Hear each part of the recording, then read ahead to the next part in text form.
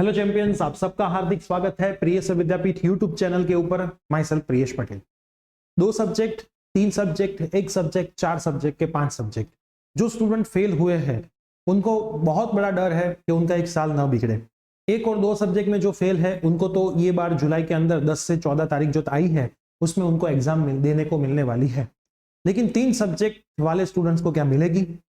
एक circular market के अंदर घूम रहा है, वो कितना सही है, क्या उसमें क्या डिसीजन आ सकता है, आपको उसके ऊपर क्या करना चाहिए, ये सारी बातें मैं आज के इस वीडियो में डिस्कस करने वाला हूं। तो आप अगर 3 सब्जेक्ट में फेल हो तो ये वीडियो छोड़ के मत जाना, आपके लिए इंपॉर्टेंट है। 2 या 1 सब्जेक्ट में हो तो है ही है, तो वीडियो पूरा देखना, सभी फ्रेंड्स में शेयर करना, चैनल पे नए तो सब्सक्राइब करना। और हमने 2 सब्जेक्ट और 3 सब्जेक्ट के लिए ऑनलाइन एंड ऑफलाइन रिपीटर की batches Gujarati and English medium के लिए शुरू करी है।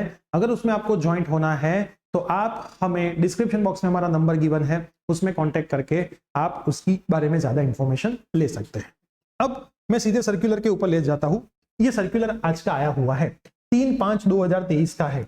अब ये घूमता घूमता मेरे पास भी आया है। सर्कुलर के अंदर क्या लिखा है?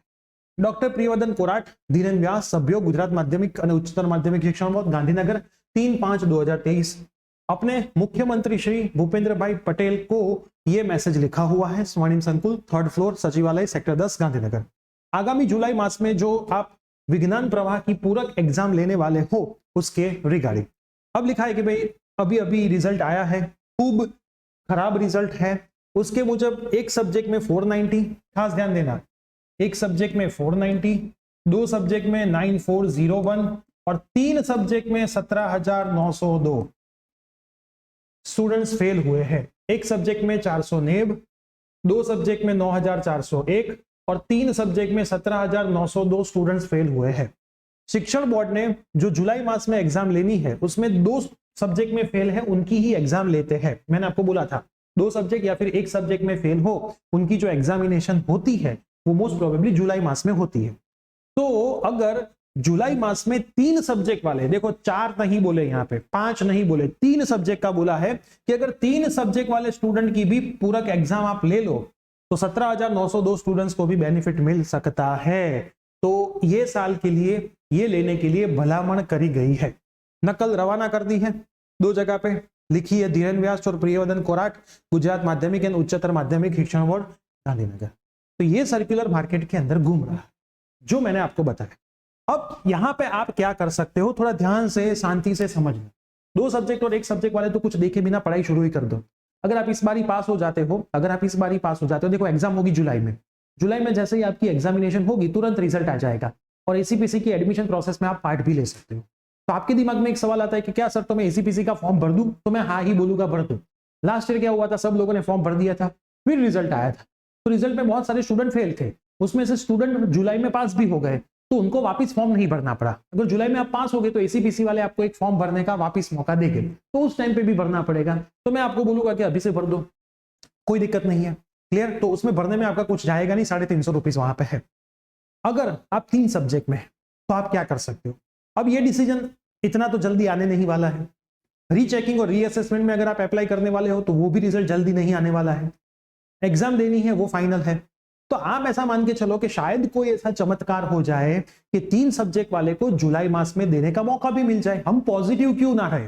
नेगेटिव रहने से अच्छा है पॉजिटिव क्यों ना रहे। और अगर आप 2 मंथ की पढ़ाई अभी से शुरू कर देते हो और अगर नहीं भी लेते एग्जाम तो नेक्स्ट ईयर तो वैसे भी आप देने वाले थे, तो अच्छा है ना, आपका थोड़ा एडवांस में रिवीजन हो जाएगा, तो वो आपके लिए बेनिफिशियली होने वाला है। नुकसान आपका कहीं पे जाने वाला नहीं। अगर कोई नुकसान आपका जाता तो मैं आपको बोलता कि ये मत। अब आपका नुकसान तो वैसे भी नहीं जाने वाला है, पढ़ोगे कहीं ना कहीं काम में तो आपको ही आने वाला है।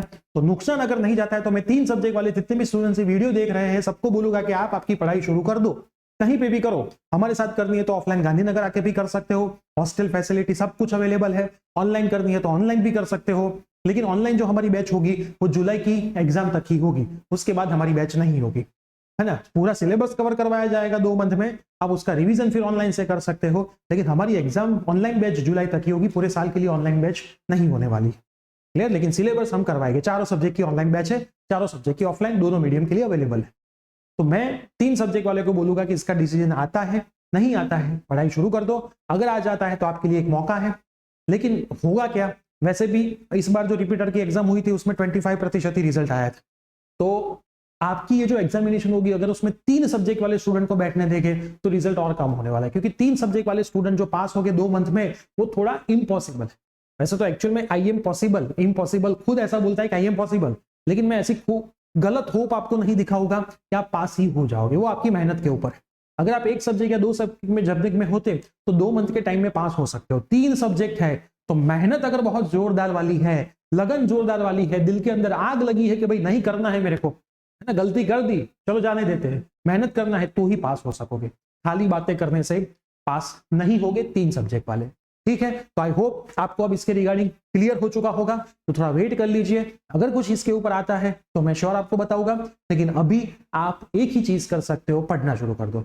3 सब्जेक्ट में ऐसे कोई स्टूडेंट है उनको ऐसा लगता है कि एक सब्जेक्ट निकल जाएगा, है ना, आपको ऐसा लगता है गुण चकासनी और अवलोकन के अंदर, तो मैं आपको भी बोलूंगा कि आप भी पढ़ाई शुरू कर दो। पढ़ा हुआ वेस्ट जाने वाला नहीं, ऐसा मत रहा देख के रिजल्ट आए फिर मैं पढ़ूं, टाइम ही नहीं बचेगा।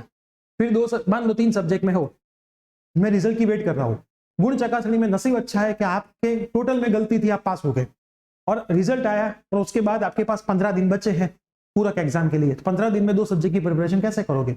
फिर आप उसमें भी फेल हो गए तो कोई फायदा नहीं होगा, नेक्स्ट ईयर ही करना पड़ेगा। एक सब्जेक्ट भी रह जाएगा तो भी नेक्स्ट ईयर ही करना पड़ेगा, है ना। अगर आप 2 सब्जेक्ट की एग्जाम देते हो, एक में पास एक में फेल, तो नेक्स्ट ईयर। 3 की देते हो, 2 में पास एक में फेल, नेक्स्ट ईयर। तो सीधा एक में फेल मतलब नेक्स्ट ईयर जाओगे। और पूरक एग्जाम में भी ग्रेसिंग मिलता है, पूरक एग्जाम में भी ग्रेसिंग मिलता है, तो टेंशन लेने की आपको जरूरत नहीं। कितना मिलता है वो अभी से फिक्स नहीं होता, लेकिन 7-8 मार्क का तो मिलता है। 15 मार्क का नहीं मिलेगा, 7-8 मार्क तो ग्रेसिंग में आपको मिल नहीं वाले हैं। तो ये वीडियो आपके सभी फ्रेंड्स में शेयर करें, चैनल पे नहीं तो सब्सक्राइब करें। एडमिशन प्रोसेस के लिए हमने व्हाट्सएप ग्रुप बनाया है, अगर वो नहीं ज्वाइन किया तो डिस्क्रिप्शन बॉक्स में उसकी भी लिंक अवेलेबल है, आप हमें वहां पे भी ज्वाइन कर सकते हो। और इंस्टाग्राम हैंडल पे इंस्टेंट अपडेट के लिए भी आप हमें फॉलो कर सकते हैं। मिलते हैं न्यू अपडेट के साथ, बाय, टेक केयर।